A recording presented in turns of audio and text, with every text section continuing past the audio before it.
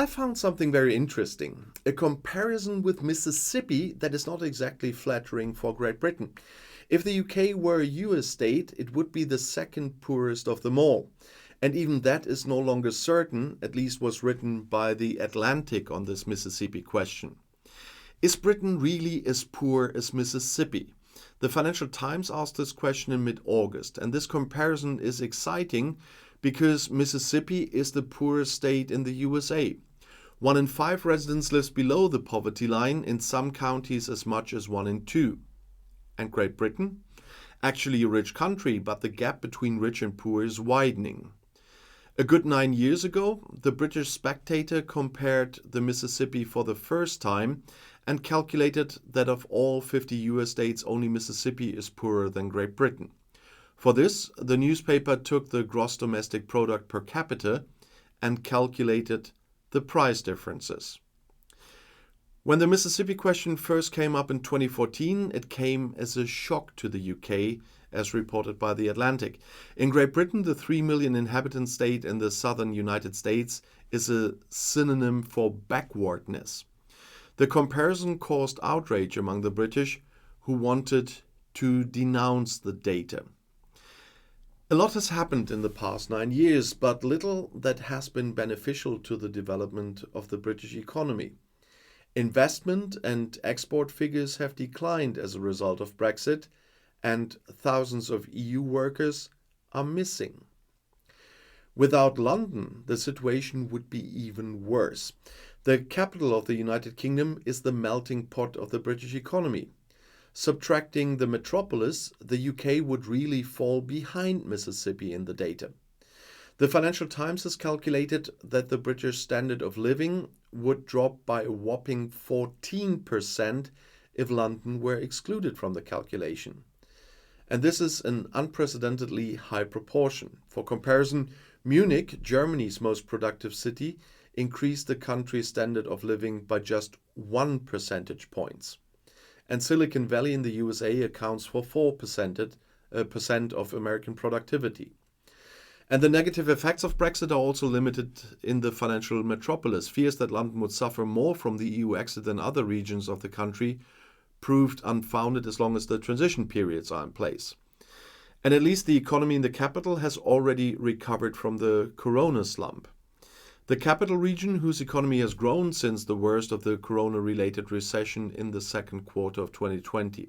They still have the euro clearing. So London keeps Great Britain afloat economically and also above the US state of Mississippi?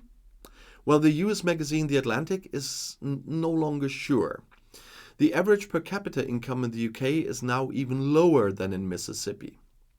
Having to admit that the UK is now poorer than the poorest state in the United States could trigger a moment of self-awareness that many Britons seem reluctant to postpone, reads the analysis. The Mississippi-based British author directly challenges the Financial Times calculations. He does concede that, taken into account the so-called purchasing power parity, which takes into account the price differences between Great Britain and the United States, then Mississippi still loses out to the British. However, it makes no sense to compare the Magnolia State data with data for the entire United States, because a dollar goes much further there than in New England or on the West Coast. In addition, the southern states of the USA have experienced rapid economic growth in the past few decades, according to the article. Texas, Georgia, North Carolina, Tennessee, Alabama, they thrive. Just not Mississippi. But even the poorest American state is now moving in the right direction. Less regulation on the labor market, the almost complete abolition of income tax, and more foreign investment. Great Britain, on the other hand, has sleepwalked towards regulatory regimentation. The economy is in trouble, and the main reason for the falling economy is neither Brexit nor external circumstances such as the Ukraine war, at least according to The Atlantic.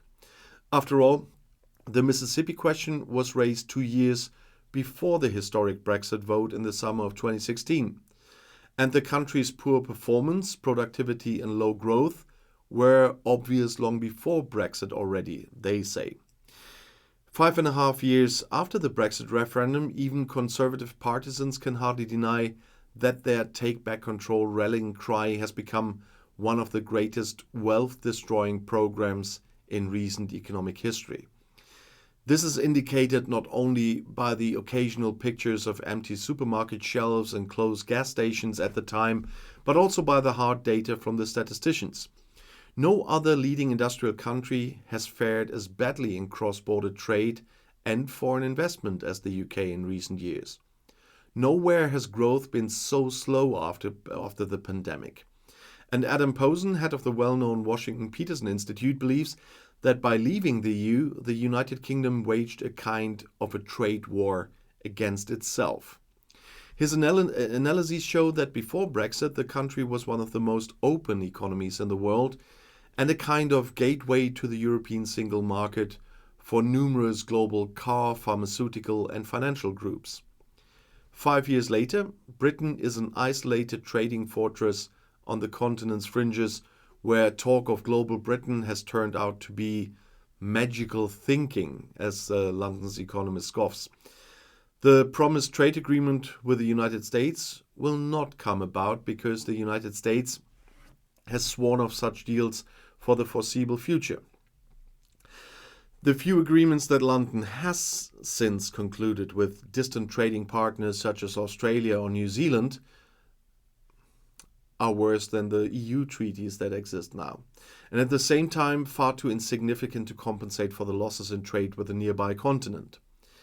Brexiteers might have known if they had looked not so to the nostalgic British Empire, but to Adam Smith, the father of liberal Anglo-Saxon economics. The professor not only developed the theory of the invisible hand, but also pointed out the beneficial effects of a large competitive internal market on the division of labor, prosperity and growth. A realization that has prompted countries like Norway and Switzerland to link themselves closely to the European single market and the EU customs union, but to stay away from the Confederation of States itself. The decision by Sunak's predecessors to keep as far away as possible from the Brussels institutions was the wrong decision at the worst possible time. The idea of the Brexiteers, for example, to turn Great Britain into an ultra-liberal Singapore on the Thames contradicted the need for regulation after the financial crisis of 2008. And while economists realize that the pace of globalization has recently slowed noticeably, the Tories continue to dream of free world trade for a free Great Britain. At the same time, the studies showed that the new age of geopolitics is also an age of regional trading blocks. And if you want to know more about Brexit or current UK politics, the next video is right here in the end screen. I'll see you there. I'll be back.